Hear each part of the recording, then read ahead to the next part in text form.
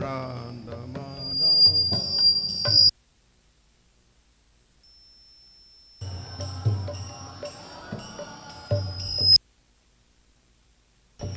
Govijana Vallabha Girivaradari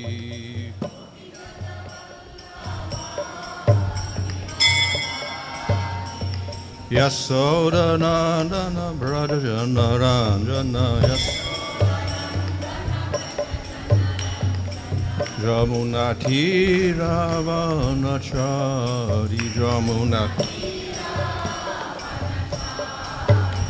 Jaya Radha Madhava Kunja Bihari Jaya Radha Hare Krishna Krishna Krishna Hare Hare Hare Rama Rama Rama Hare Hare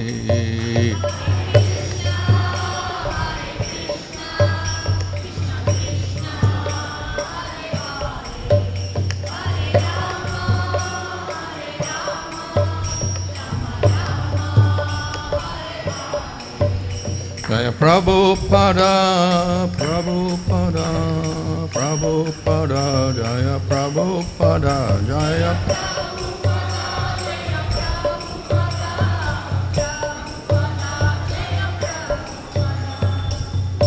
Ayom Shambha Paramatma Rajagacharya Sadasisvadesi Bhaktivinoda Samsara Prabhupada Jai Jai Param Sagahal Sri Krishna Chaitanya Prabhu Nityananda Sri Radha Gadadhar Shri Gaur Bhaktivinoda Ki Jai Shri Sri Radha Krishna Baba Gopida Shyama Kunda Radha Kuda Giri Govardhan Ki Jai Shri Vrindavan Dham Ki Jai Jai. Dham Ki Jai Gang Jamuna Tulasi Bhakti Devi Ki Jai Jai.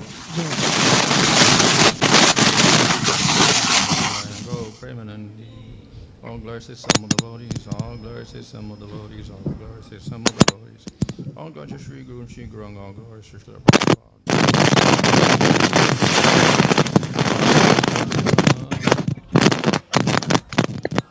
Om Namo Bhagavate Vasudevaya. Om Namo Bhagavate Vasudevaya. Namo Om Vishnuvanaya Krishna Prasthaya Bhutale Srimate Bhaktivedanta Swami Niti Namane. Namaste Saraswata Devi Gauravani Prachadane Nirvishesha Shunyavani Pasachade Chakarane Sri Krishna Chaitanya Prabhu Nityananda Sri Advaita Gadadhar Shivasri Gaur Bhaktivinoda Hare Hare Rama Hare Rama Rama Rama Hare Hare. Reading from Srimad Bhagavatam Canto 11 chapter 24 verse 9. Prakṛtir yasyopādānam ādhāraḥ puruṣaḥ paraḥ sato bhivyañjakaḥ kālo Brahma tritayaṁ aham.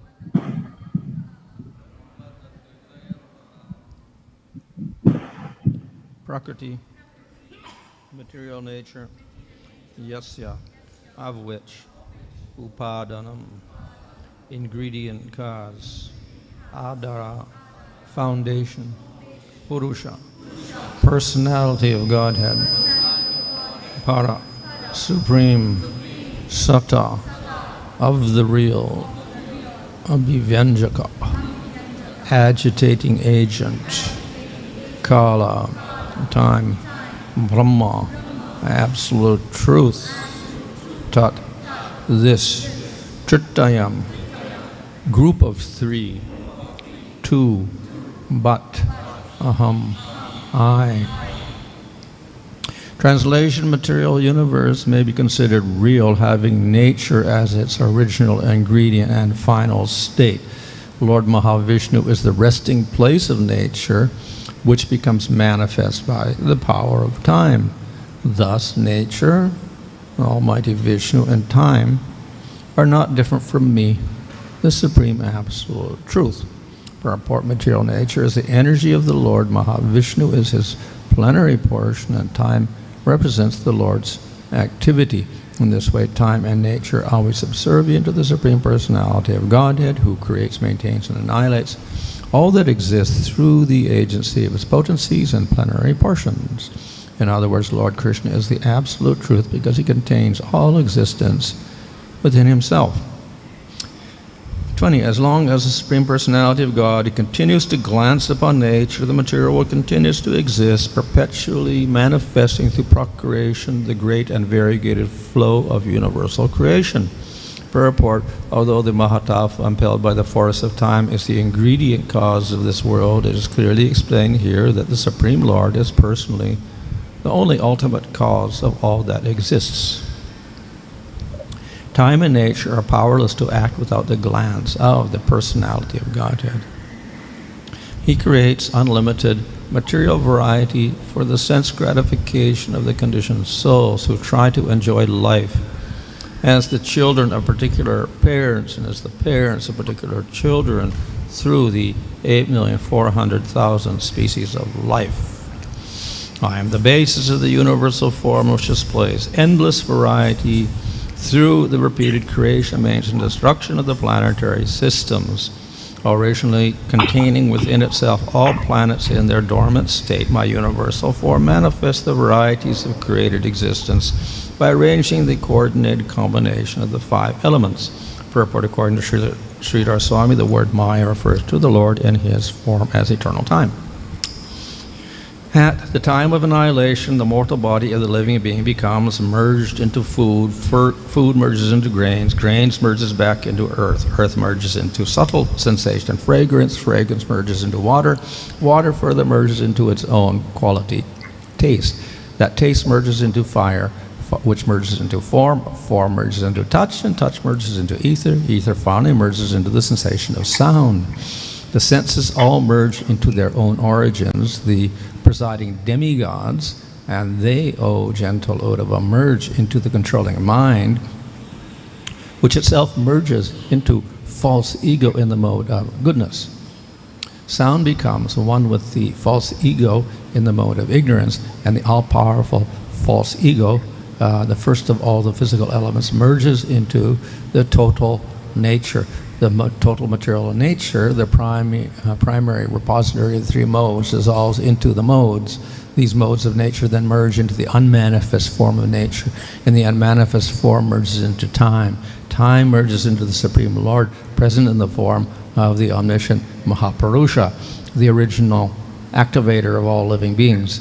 That origin of life merges into me, the unborn Supreme Soul, who remains alone, established within himself. It is from him that all creation and annihilation are manifested.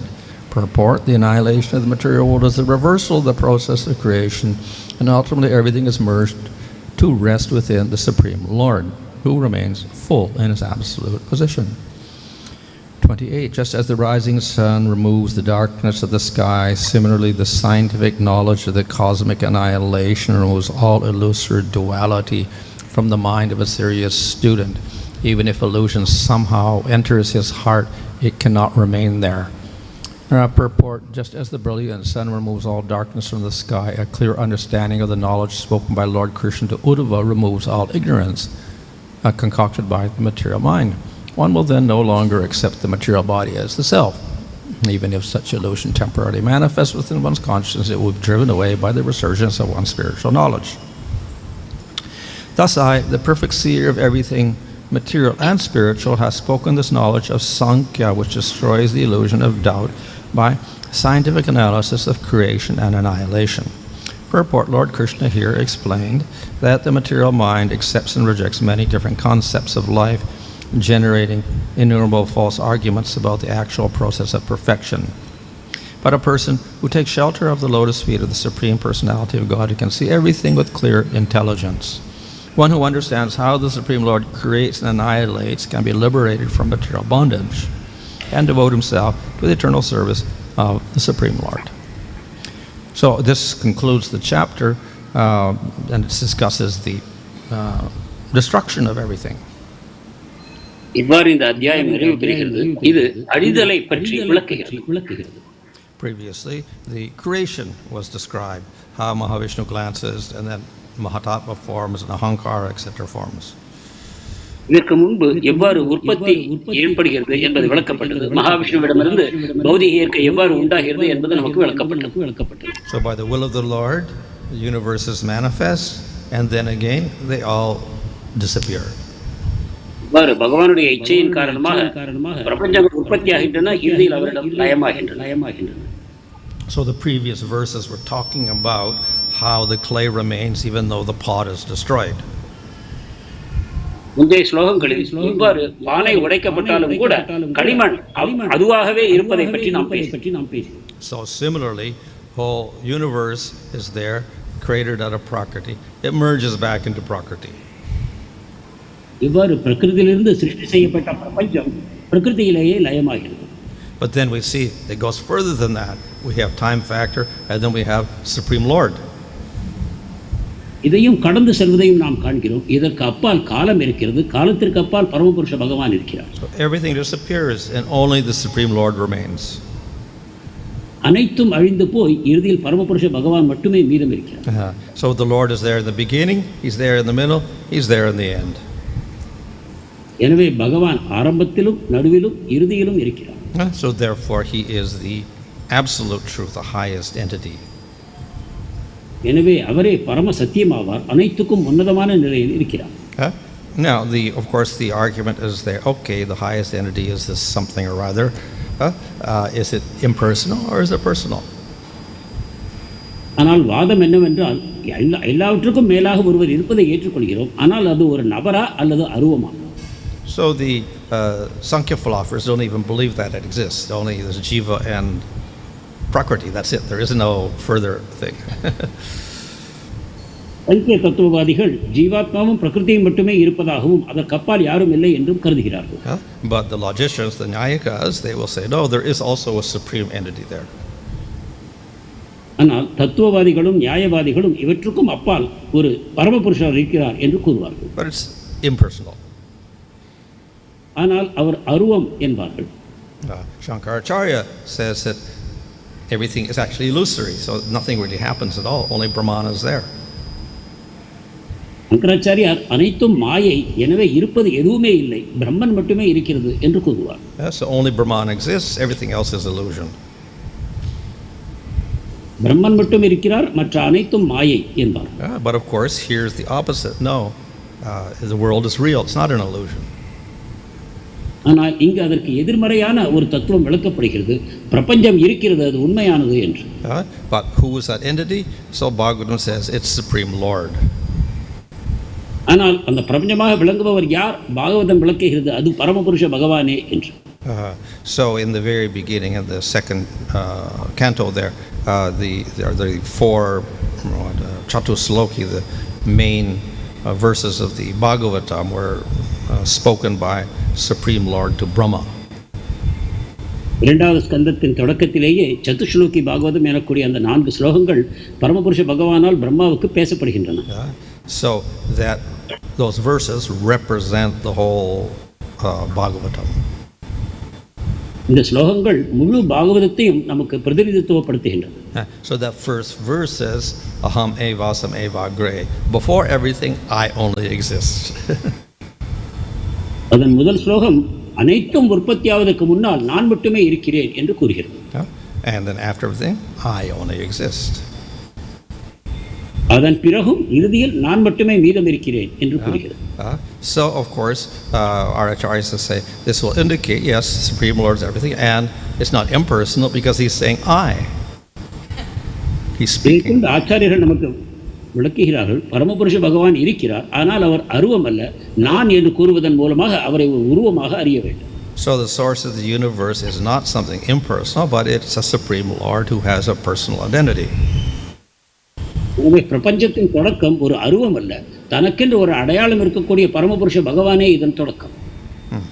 So in this way the Bhagavatam is based upon this fundamental concept of personal Lord as the highest entity. இவ்வாறு அனைத்துக்கும் உச்சக்கட்டத்தில் ஒரு நபராக பரமபுருஷ பகவான் இருப்பதன் கொள்கையின் அடிப்படையிலேயே பாகவதம் அமைந்திருக்கிறது. So this is important because we cannot establish bhakti as the process unless we have a personal form of the Lord. இது ஒரு முக்கியமான கோட்பாடாகும். ஏனென்றால் பகவானை பற்றிய ஒரு தனி வியக்தித்துவம் நமக்கு இல்லாத வரையில் பக்தியை நாம் நிலைநிறுத்த முடியாது. You cannot have bhakti for impersonal Brahman. அருவ பிரம்மனுக்கு நாம் பக்தி செய்ய முடியாது.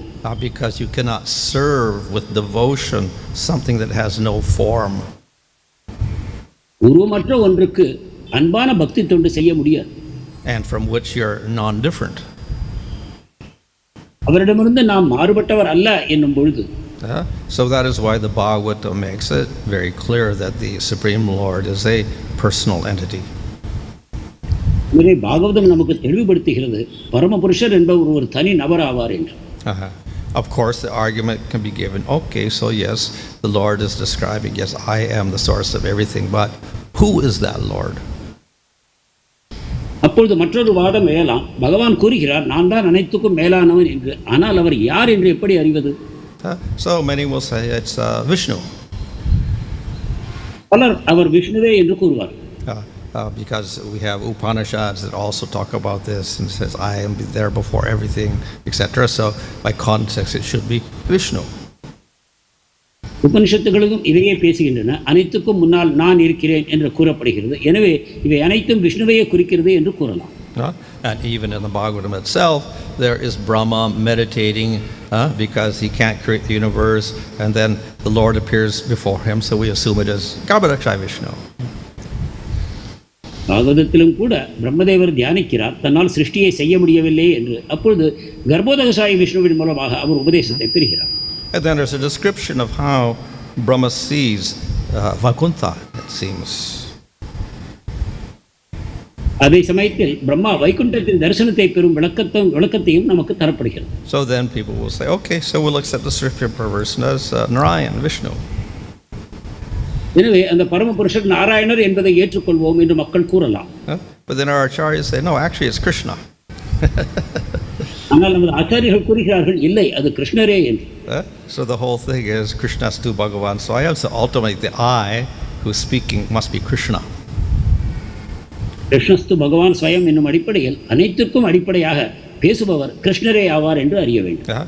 So this of course also it corresponds to the Brahma Samhita where Brahma meditates and then he hears the flute sound of Krishna. So it's Krishna that gives him instructions and Brahma Samhita. இது பிரம்ம சம்ஹிதையோடும் ஒத்து போகிறது. பிரம்மதேவர் பிரம்ம சம்ஹிதையில் தியானம் செய்யும் பொழுது பகவானுடைய குழலோசையை கேட்கிறார். அதன் மூலமாக அவருக்கு அனைத்து ஞானங்களும் வழங்கப்படுகின்றன. So this way there is no contradiction to the main theme of the Bhagavatam. இவ்வாறு பாகவதத்தில் பெரிய முரண்பாடு எதுவும் இல்லாமல் இருப்பதை நாம் காண்கிறோம். So once we've established that Supreme Lord, then the process of bhakti is established. இவ்வாறு பரமபுருஷர் நிலைநிறுத்தப்பட்ட பிறகு பக்திக்கான அடிப்படை நமக்கு தயாராகிவிட்டது. But you cannot establish bhakti unless we establish the identity of the jiva.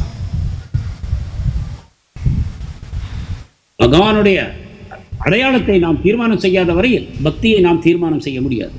If we claim that the jiva is a temporary phenomena, a spark of Brahman that merges back in Brahman, then when the jiva merges in Brahman, there's no more bhakti. So it's not an eternal process. ஜீவன் தற்காலிகமானவர், இறுதியில் பிரம்மனில் கரைந்து போகிறார் என்று நாம் கொள்வோமானால் பக்திக்கான வாய்ப்பு ஏதும் இல்லை. ஏனென்றால் இறுதியில் ஜீவனும் இல்லாமல் போகிறார். So therefore, the identity of the jiva as an eternal spiritual particle must also be established. எனவே ஜீவாத்மா நிரந்தரமான व्यक्तित्वம் உடைய அவரும் ஒரு தனிநபர் என்பதையும் நாம் நிரூபிக்க வேண்டும். And then bhakti can also be established as an eternal principle. அதன் பிறகு பக்தி ஒரு சாஸ்வதமான கொள்கையாக நாம் ஏற்றுக்கொள்ள முடியும். So in this way we have to define very clearly Supreme Lord and the jiva. இவ்வாறு பரமபுருஷ பகவானையும் ஜீவாத்மாவையும் நாம் தெளிவாக வரையறுக்க வேண்டும். And then we also have to describe what is the goal of the jiva. அதற்கு பிறகு ஜீவாத்மாவின் இறுதி லட்சியம் என்ன என்பதையும் நாம் தீர்மானிக்க வேண்டும். So in one sense the goal and the process of bhakti are non-different. ஒரு விதத்தில் பக்தியின் லட்சியமும் இந்த லட்சியமும் வேறுபாடு உள்ளவை அல்ல.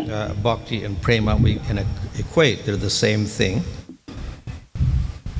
பக்தியையும் பிரேமையையும் நாம் ஒன்றாக கூற முடியும். So that makes bhakti eternal. It's not given up when you attain prema. இவ்விதமாக பிரேமையை நாம் அடைந்த பிறகும் பக்தியை நாம் விட்டுவிடுவதில்லை, தொடர்ந்து செய்கிறோம். But then what's the difference? The difference is the experience. இவற்றுக்குள் உள்ள வேற்றுமை என்ன என்றால் நமது அனுபவத்தில் தான் வேற்றுமை இருக்கிறது. So in prema one experiences bliss. பிரேமையில் ஒருவர் ஆனந்த பரவசத்தை உணர்கிறார். And that bliss is eternal. அந்த பரவச ஆனந்தம் நிரந்தரமானது. So no one can argue with the fact that the jiva wants bliss and he wants eternal bliss. எனவே ஜீவாத்மாவுக்கு நிரந்தரமான ஆனந்தம் வேண்டும் என்பதில் யாருக்கும் எந்தவிதமான வேறுபாடும் இல்லை. So therefore to state that the goal of the jiva is eternal bliss is nothing surprising. எனவே ஜீவாத்மாவுக்கு ஒரு நிரந்தரமான ஆனந்தத்திலேயே ஆர்வம் இருக்கிறது என்பதை யாரும் மறுத்து பேசப் போவதில்லை. But the whole process is that we have to establish first a Supreme Lord and then we have to worship a Supreme Lord. That's how we get the bliss. ஆனால் இதுக்கு ஆரம்பமாக நாம் ஒரு பரமபுருஷ பகவானை யார் என்று தீர்மானம் செய்து அவருக்கு நாம் வழிபாடு செய்ய வேண்டும். அதன் பிறகு அந்த ஆனந்தத்தை நாம் அடைய முடியும். So therefore all these principles have to be established very definitely. எனவே இந்த கொள்கைகள் அனைத்தையும் தீர்மானமாக நாம் முதலில் நிலைநிறுத்த வேண்டும். That is Supreme Lord, Jiva, Bhakti and Prema. அதாவது பரமபுருஷ பகவான், ஜீவாத்மா, பக்தி மற்றும் பிரேமை. So that's established in those chatusloki. இந்த அம்சங்கள் சதுஸ்லோகியில் தீர்மானமாக நமக்கு தரப்படுகின்றன. And of course that is also, we can say, the theme of all scriptures. மேலும் அனைத்து சாஸ்திரங்களும் இதையே கூறுகின்றன என்பதை நாம் அறிய வேண்டும். And so that is why Lord Chaitanya says that all scriptures ultimately teach sambandha, abhidya and prayojana. இதனால் தான் சைத்தன்ய மகாபிரபு கூறுகிறார், அனைத்து சாஸ்திரங்களும் நமக்கு மூன்று விஷயங்களையே கற்றுத் தருகின்றன: சம்பந்தம், அபிதேயம், பிரயோஜனம். And these themes are repeated throughout the Bhagavatam. Bhagavatam முழுவதிலுமே இதுதான் மீண்டும் மீண்டும் வலியுறுத்தப்படுகிறது. So here we have established, okay, Lord is the ultimate. So we're establishing this sambandha, position of the Supreme Lord. இங்கு பரமபுருஷ பகவான் தான் அனைத்துக்கும் இறுதியில் இருக்கிறார் என்பதன் மூலமாக சம்பந்தம் நமக்கு உணர்த்தப்படுகிறது. And similarly, we'll see other scriptures will do the same thing. They will establish the prominence of the Supreme Lord. அதே போல இதர சாஸ்திரங்களும் நமக்கு பரமபுருஷ பகவான் இருப்பதை நமக்கு நிலைநிறுத்தி சம்பந்த ஞானத்தை தருகின்றன. It is said that Bhagavatam is the natural commentary of Vedavyasa himself upon the Brahma Sutras. பிரம்மசூத்திரத்தின் மேல் வேதவியாசர் எழுதிய நேரடியான உரையே பாகவதம் என்றும் கூறப்படுகிறது. So that naturally whatever was stated in Chatusloki and in the Bhagavatam is stated in Brahma Sutras. எனவே இயல்பாகவே சதுஸ்லோக்கியும் பாகவதத்திலும் என்ன கூறப்பட்டிருக்கிறதோ அதுவே பிரம்மசூத்திரத்திலும் இருக்கிறது என்று அறிய வேண்டும். So sometimes the Vedanta Sutras called 4 chapters. That's not சில சமயங்கள் Vedant and what are the 4 chapters? 2 chapters to discuss position of Supreme Lord. சில சமயங்களில் வேதாந்த சூத்திரம் 4 அத்தியாயங்களே என்று கூறப்படுகிறது. அதில் 2 அத்தியாயங்கள் பரமபுருஷ பகவான் யார் என்பதை தீர்மானம் செய்கின்றன. 1 chapter to describe abhideya, the process bhakti. ஒன்று அபிதேயம் அல்லது பக்தி வழிமுறையை பற்றி கூறுகிறது. And 1 chapter to explain prayojana, prema. ஒரு அத்தியாயம் பிரயோஜனமாக பிரேமையை விளக்குகிறது. Of course, the Brahma Sutras are an explanation of Upanishads. இதற்கு பிறகு பிரம்மசூத்திரத்தில் மீதம் இருக்கக்கூடிய விஷயங்கள் அனைத்தும் உபனிஷத்துகளை விளக்குகின்றன. And the Upanishads are the essence of the Vedas. உபனிஷத்துகள் வேதங்களின் சாரம். So Vedas, Upanishads, Brahma Sutras and Bhagavatam all say the same thing. எனவே வேதம், உபனிஷத், பிரம்மசூத்திரம் மற்றும் பாகவதம் அனைத்தும் ஒரே விஷயத்தையே கூறுகின்றன. So just to show this, then Jiva Goswami writes the Sandarbhas. இதை நமக்கு விளக்குவதற்காகத்தான் ஜீவ கோஸ்வாமி சந்தர்ப்பங்களை எழுதுகிறார். And in Bhagavad Sandarbha, Paramatma Sandarbha, and Krishna Sandarbha, he establishes sambandha. பாகவத சந்தர்ப்பா, பரமாத்மா சந்தர்ப்பா மற்றும் கிருஷ்ண சந்தர்ப்பங்களில் பரமபுருஷ பகவான் கிருஷ்ணரே என்று நமக்கு எடுத்துரைக்கிறார். In Bhakti Sandarbha, he established abhideya, bhakti. பக்தி சந்தர்ப்பத்தின் மூலமாக அபிதேயம் அதாவது பக்தியை நிலைநிறுத்துகிறார். And Priti Sandarbha, he establishes prema. பிரீத்தி சந்தர்ப்பத்தின் மூலமாக பிரேமையை நிலைநிறுத்துகிறார். And he does this by taking verses from Bhagavatam. இதை எவ்வாறு செய்கிறார் என்றால் பாகவதத்திலிருந்து ஸ்லோகங்களை எடுத்துக்கொண்டு செய்கிறார். So in other words, Bhagavatam is about sambandha abhideya prayojana again. அதிலிருந்து நாம் புரிந்து கொள்ள வேண்டும் பாகவதம் சம்பந்தம் அபிதேயம் பிரயோஜனம் இவற்றை பற்றியதுதான். So in this way, the Bhagavatam is presenting what is in the Vedas. இவ்வாறு பாகவதம் வேதங்களில் உள்ள விஷயங்களை நமக்கு எடுத்துரைக்கிறது. But with the unique feature of making very clear that when we talk about Brahman, sato bhivyañjakaḥ, we ultimately mean Krsna. ஆனால் அதன் தனிப்பட்ட தன்மை என்ன என்றால் அதாதோ பிரம்ம ஜிக்ஞாசா என்ற பிரம்மனை பற்றி பேசும்பொழுது அது இறுதியில் கிருஷ்ணரே என்று நமக்கு தெரிவிக்கிறது. And when we speak about Ananda, then we're talking about rasa. ஆனந்தத்தை பற்றி பேசும்பொழுது நாம் ரசத்தை பற்றி பேசுகிறோம் என்பதையும் அது தெளிவுபடுத்துகிறது. So in this way, the Bhagavatam topics we should understand in relation to these themes and all in relation to Krishna. இவ்வாறு பாகவதத்தின் பொழிப்புரை அனைத்தும் இந்த 3 கோட்பாடுகளின் அடிப்படையில் இறுதியில் அவை அனைத்தும் கிருஷ்ணரை பற்றியவை என்றும் நாம் புரிந்து கொள்ள வேண்டும். Hare Krishna. Maharaj said that there is a Vaikuntha planet within the material world. So the question may be arise that if jivas go to that planet, they are liberated or? ஜடவுலகிலும் Vaikunta லோகங்கள் இருப்பதை பற்றி பேசினோம். ஜீவாத்மா அங்கு சென்று சேர்ந்தால் அவர் விடுதலை பெற்றார் என்று கூற முடியுமா? Well, actually there are several planets. One is a Vaikuntha made by Vaikuntha, the avatar called Vaikuntha. I think his mother wanted a planet, so he made a planet in the material. Well, that's one Vaikuntha. பல வைகுந்தங்கள் இருக்கின்றன. உதாரணமாக வைகுந்தா என்ற ஒரு அவதாரம் இருக்கிறது. அவருடைய தாயாரின் ஆவலின் பேரில் அவர் இந்த வைகுண்டம் என்ற ஒரு கிரகத்தை உண்டாக்கினார். There's Dhruvaloka where the Lord resides with Dhruva. மேலும் துருவலோகம் இருக்கிறது. அங்கு பகவான் துருவனோடு சேர்ந்து வாழ்கிறார். We have Svetadvipa where Kshirodakṣaya resides. ஸ்வேதத்வீபத்தில் க்ஷீரோதகசாயி Vishnu வாழ்கிறார். We have Garbhodakṣaya Vishnu in the Garbhodak ocean. It's also his own Vaikuntha. மேலும் கர்ப்ப சமுத்திரத்தில் கர்ப்போதகசாயி விஷ்ணு தன்னுடைய சொந்தமான வைகுண்ட கிரகத்தில் வாழ்கிறார். And then Rupa Goswami also describes that Matsya and Kurma and other avatars also have the particular lokas in the material world. மேலும் ரூப கோஸ்வாமி கூறுகிறார் மத்ஸ்ய கூர்ம போன்ற அவதாரங்களும் கூட தனக்கென்ற ஒரு தாமத்தை இந்த ஜட பிரபஞ்சத்திலேயே பெற்றிருக்கிறார்கள் என்று அறிவிக்கிறார். So a jiva who attains prema then can go to any one of these places, or he can go to the spiritual world also. It's non-different. எனவே பிரேமையை அடைந்த ஒரு ஜீவாத்மா இந்த ஜடவுலகில் உள்ள கிரகங்களுக்கும் செல்லலாம் அல்லது இதற்கு அப்பால் இருக்கக்கூடிய வைகுண்டத்திற்கும் போகலாம். அனைத்தும் ஒன்றுதான்.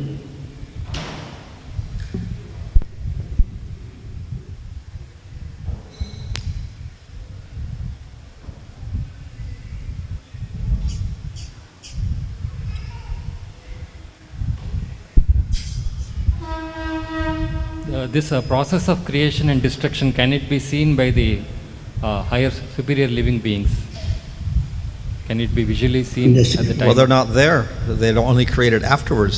In other words, living beings and their bodies are created by Brahma once the universe is formed, so they can't see Mahā-Viṣṇu glancing or Mahā-Tattva, Ahankara, all these things, because they don't even exist at that time. The jivas are just not even put into the material world at that time. I mean the secondary creation and destruction.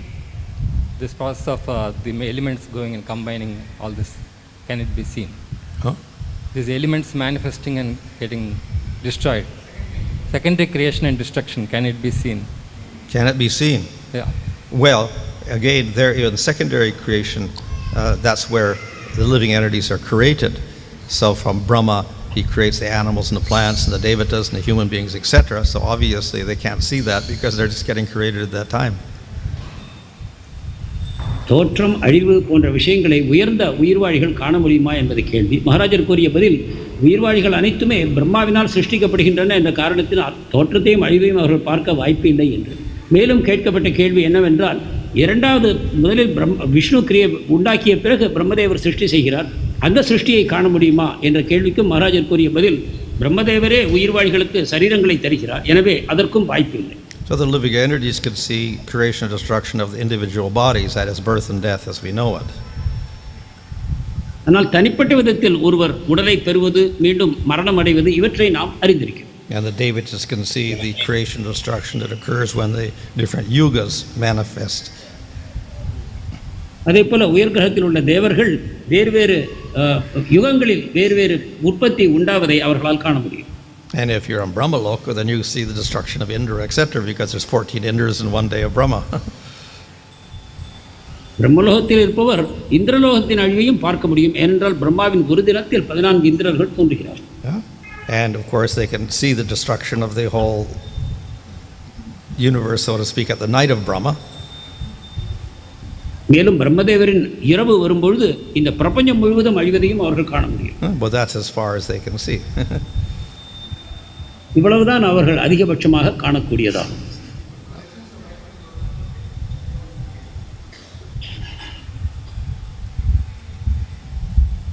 What about the spiritual world, the residents of Vaikuntha Lake? Of course, they won't be interested to see what is destruction. No, obviously in Vaikuntha there's nothing to do with the material world, so you don't witness any of that.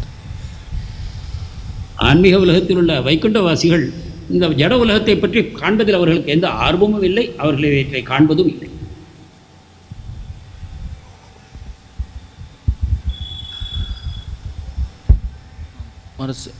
You are explaining this first shloka of Chatur Shloki was, that aham evasma eva gre.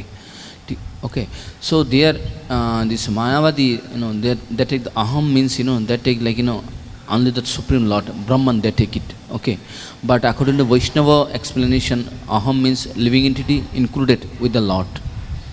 So, but if you take the direct meaning, means not the Lakshana, only that Brahman is exist, nothing else. Only I exist. Oh, Yeah, okay. Yeah. If we take very direct meaning, it means only I existed, nothing else existed. Yeah.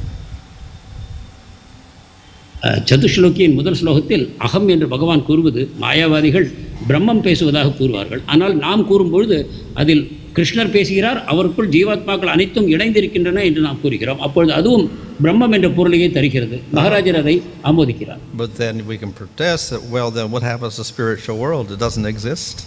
It's temporary also. No, it has to be eternal. So the Lord, His Dhamma, and the living entities there have to be eternal also. So then when it says I, it means all of these things together exist eternally. ஆனால் நாம் ஒரு கேள்வியை எழுப்பலாம், கிருஷ்ணர் மட்டுமே இருக்கிறார் என்றால் அப்பொழுது அந்த வைகுண்ட லோகங்கள் இல்லையா, அவையும் தற்காலிகமாக உண்டாக்கப்பட்டு அழிக்கப்படுகின்றனவா என்ற கேள்வி எழலாம். எனவே இந்த பதிலை நாம் சரியாக புரிந்து கொள்வது எவ்வாறு என்றால், பகவான் இந்த வைகுண்ட லோகங்களோடு இணைந்து நிரந்தரமாக இருக்கிறார் என்று அந்த அகம் என்ற பதத்தை நாம் புரிந்து கொள்ள வேண்டும். So it's not literal definitely, but it has to be done because otherwise there'll be contradiction with other statements of Scripture. இவ்வாறு நாம் அந்த பொருளை எடுத்துக்கொள்ளாவிட்டால் இதர சாஸ்திரங்களோடு முரண்பாடை நாம் காண ஆரம்பிப்போம். So we can see also that in normal language we may also use the same type of figure of speech. சாதாரணமாக நாம் மக்களோடு பேசும்பொழுதும் கூட இந்த விதமாக நாம் பேசுவதை பார்க்கிறோம். So we can say the Prime Minister of India gets on the airplane. இந்தியாவின் பிரதம மந்திரி விமானத்தில் ஏறினார் என்று நாம் சில சமயம் கூறுவோம். But we understand he doesn't get on alone.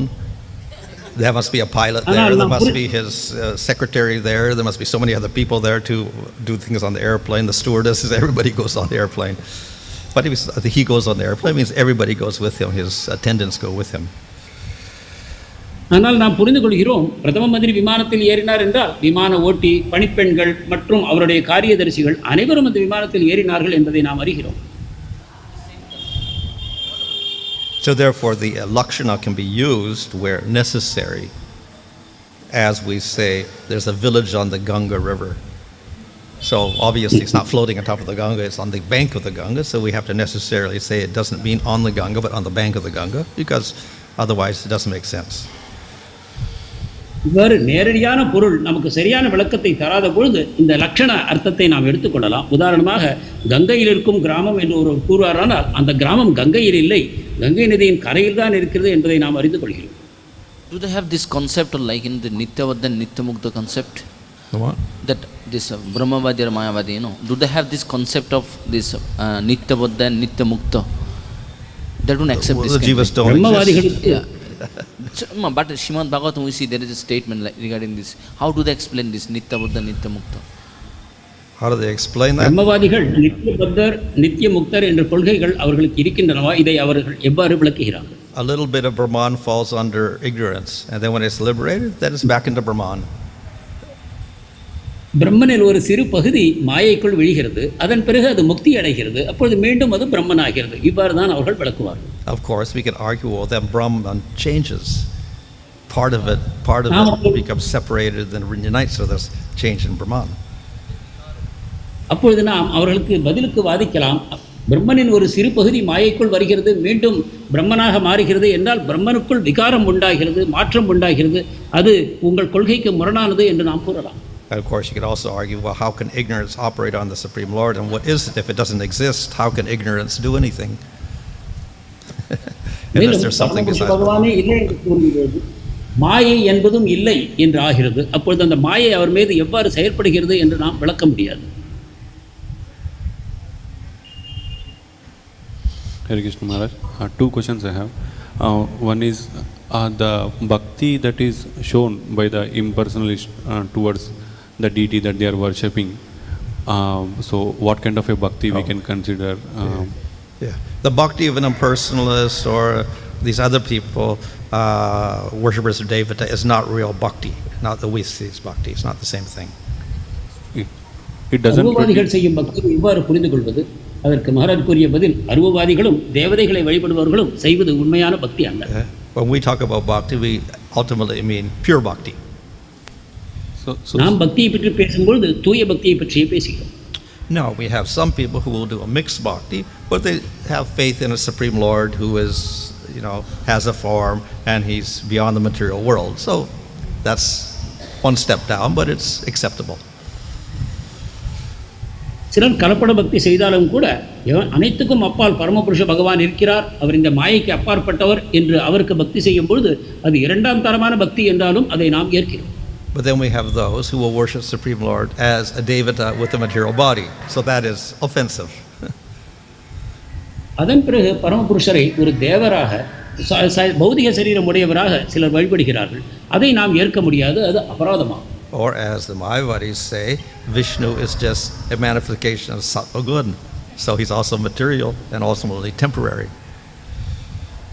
அல்லது மாயாவாதிகள் கூறுவார்கள், விஷ்ணுவுடைய சரீரம் இந்த பௌதிக உடலால் பௌதிக இயற்கையால் ஆனதுதான், அதுவும் மாயை தற்காலிகமானது என்று அவர்கள் கூறுவார்கள். So all the worship that they may do is also temporary.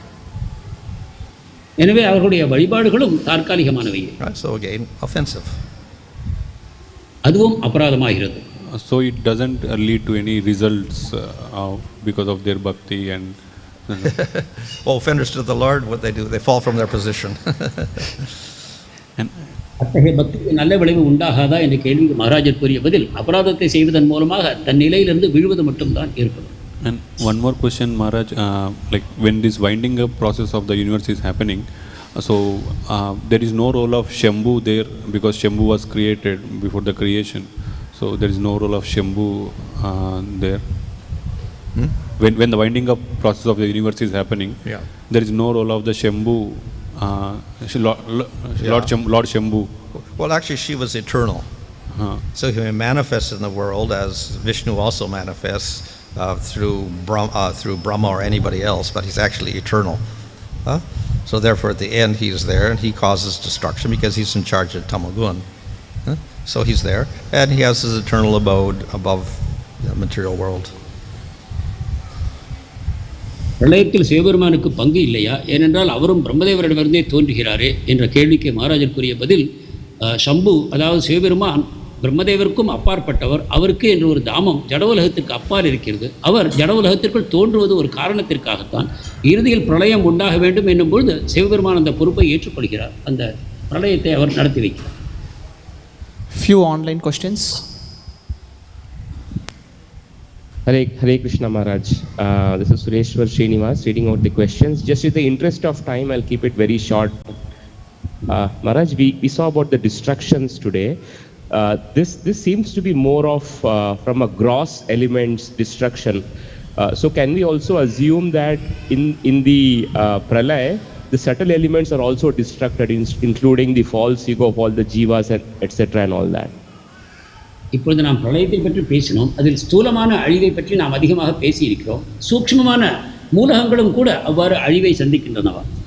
Well, that is mentioned here, how the gross elements merge into the tanmatras, the sense objects, and the sense objects ultimately merge into tamasika ahankara, and the senses merge into rajasika ahankara, and the devatas in the mind merge into sattvika ahankara, and ahankara, all the ahankaras merge into mahatattva, mahatattva merges into prakṛtir, prakṛtir merges into time, time merges into Supreme Lord.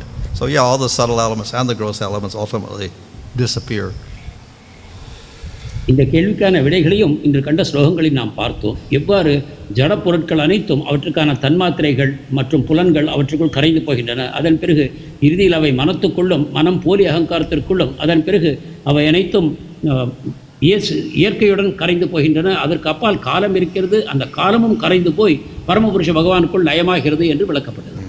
But there also prakriti is never destroyed. It just doesn't operate. ஆனால் அப்பொழுதும் கூட பிரகிருதி அழிந்து போவதில்லை, செயல்பாடு நிறுத்தப்படுகிறது, அவ்வளவுதான். But it is so subtle aspect of matter that no one could ever detect what it is. It's impossible to describe. இது ஜட பொருட்களின் மிக மிக சூக்ஷ்மமான நிலை என்பதனால் அதை யாரும் காணவோ விளக்கவோ முடியாது.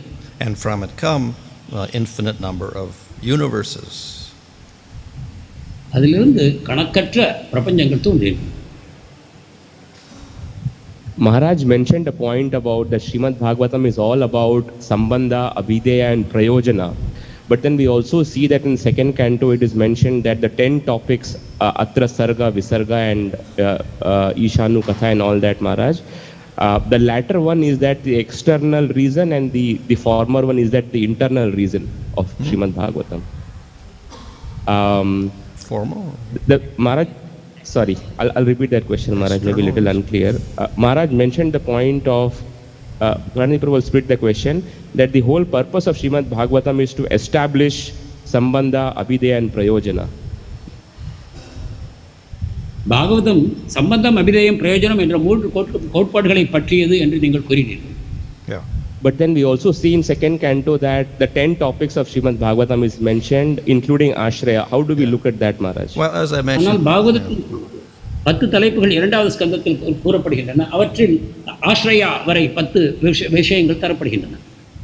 As I mentioned previously, the whole purpose of those topics is to show how everything, the 9 topics, are related to asraya. So in other words, asraya is the supreme entity. So this establishes sambandha. இந்த முதலில் உள்ள 9 தலைப்புகளும் ஆශ්‍රயம் எனக்கூடிய பரமபுருஷ பகவானிடம் நம்மை கொண்டு சேர்ப்பதற்காகவே இருக்கின்றன. எனவே ஆශ්‍රயமே அனைத்துமாக இருக்கும் காரணத்தினால் சம்பந்த ஞானம் விளக்கப்பட்டது. So all of these topics establish the position of the Supreme Lord in relation to everything in the material world. எனவே இந்த அனைத்து 9 தலைப்புகளும் ஜடவுலக தொடர்பில் அனைத்திற்கும் சம்பந்தமாக பரமபுருஷ பகவான் இருக்கிறார் என்னும் கொள்கையை வெளிப்படுத்துகின்றன. Maharaj, those Chatushlokiyam of Srimad Bhagavatam is different from the entire Paribhasa Sutra of Srimad Bhagavatam, which is Krishnastu Bhagavan Swayam. So how do we understand this, that sometimes Paribhasa Sutra can be different than those Chatushloki? Well, பாகவதத்தின் பரிபாஷ சூத்திரம் மற்றும் சதுஸ்லோகி பாகவதங்களில் ஏன் முரண்பாடு காணப்படுகிறது? we can all say that it's Krishnastu Bhagavan Swayam is the main topic, and then Sambandha will establish that. கிருஷ்ணஸ்து பகவான் ஸ்வயம் என்பது முக்கியமான தலைப்பாகவும் சம்பந்தம் என்பது அதை விளக்குவதாகவும் நாம் கொள்ளலாம். So in other words, I exist before everything else. The first of the 4 things establishes Krishnastu Bhagavan Swayam. அதாவது அனைத்திற்கும் முன்னால் நான் இருக்கிறேன் என்று சொல்லக்கூடிய முதல் ஸ்லோகம் கிருஷ்ணஸ்து பகவான் ஸ்வயம் என்பதை விளக்குகிறது. Kalanidhi Prabhu, there is a question on Tamil. Can you please read that out? I will read that. Hare Krishna. தண்டவத் Pranam Maharaj. முழுமுதற் கடவுள் என்ற வார்த்தையை பகவான் கிருஷ்ணரை தவிர பகவான் சைத்தன்யருக்கும் பயன்படுத்தலாமா? மேலும் பிற ஏதேனும் விஷ்ணு தத்துவ பெயருக்கும் பயன்படுத்தலாமா? Supreme Personality of Godhead, this particular title should be used only for Lord Krishna, or can we use it for Chaitanya Mahaprabhu and also for other Vishnu Tattvas? Oh, he said, okay. Yeah, so that term is actually a translation of Bhagavan, and we can use it for all forms of the Lord. Actually, Supreme Personality of Godhead is an expansion of the word Bhagavan only. No. So for all the expansions of the Lord, we can use. Translation of Bhagavan. பகவான் என்பதன் விளக்கமே முழுமுதற் கடவுள் என்பதாகும். எனவே அந்த தலைப்பை நாம் பகவானுடைய எந்த விதமான விரிவங்கத்திற்கும் நாம் பயன்படுத்தலாம். Thank you so much, Maharaj. That is all for today. Hare Krishna. Anand pranams.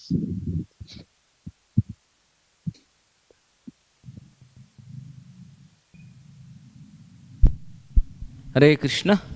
So today's special decoration is decorated by our Divya Prakash Prabhu, Madan Prabhu and all the pujaris.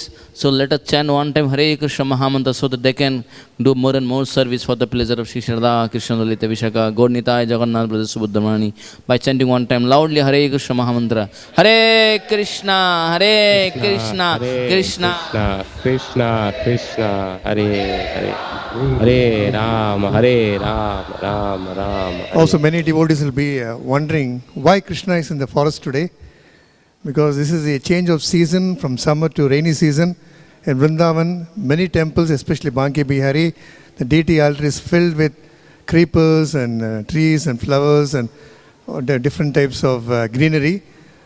And this festival is called Hariyali Tees. It's very famously celebrated in the northern part of India. It's also associated with Shiva and Parvati also. So Vrindavan means green, one forest. So we wish that everyone's life is always green, environmental friendly. So that's the beautiful thing. Today it will be very nice if devotees are coming again back, bring a lot of fruits. We can fill the entire altar with fruits, mangoes and even vegetables can get. That can be given as prasad to everyone. Hare Krishna. இன்றைய பண்டிகைக்கு பேர் வந்து hariyali these. ஹரியாலினா ஹரினா Vishnu. ஹிந்தியில் வந்து ஹரினா பச்சையாக இருக்கும். பச்சைனா வந்து செடிகள். வெயில் காலத்துலேருந்து மழை காலம் வந்து வரப்போகிறது. பிருந்தாவனத்தில் வந்து எல்லா செடி கொடிகளும் பச்சையாக இருக்கும், நிறைய எல்லாம் இலைகளால். ஸோ கிருஷ்ணர் ராதையை வந்து ஊஞ்சலில் உட்கார வச்சு எல்லோரும் வந்து கொண்டாடுவாங்க. ஸோ அங்கே இருக்கிற எல்லா கோவில்லையும் வந்து இந்த மாதிரி வந்து பர்டிகுலர் ராதாகிருஷ்ண ஆல்டர் வந்து செடிகளால் அலங்காரம் பண்ணுவாங்க. இன்றைக்கி செடிகளை அலங்காரம் பண்ண நம்ம பேஸ் பாய்ஸ்க்கு வந்து ஷியாமரம் சொன்ன மாதிரி 2 மணி நேரம் உட்காந்து இருக்கிற இலையெல்லாம் வந்து இன்னும் கொஞ்சம் வேலை இருக்குது. Will be feeling that also. அடுத்த வருஷம் 3 ஆல்டருக்கும் all the 3 altars also will do it. Hare Krishna. நீங்கள் கோவிலுக்கு வரைச்சா you can bring lot of fruits today. Mangoes, bananas and jackfruit, whatever fruits you can bring. Please offer to the lords. ஏற்கனவே fruits இருக்குது, ஆப்பிள்ஸ்லாம். அந்த ஆப்பிள்ஸ்லாம் வந்து transcendental apple. You can give the real fruits.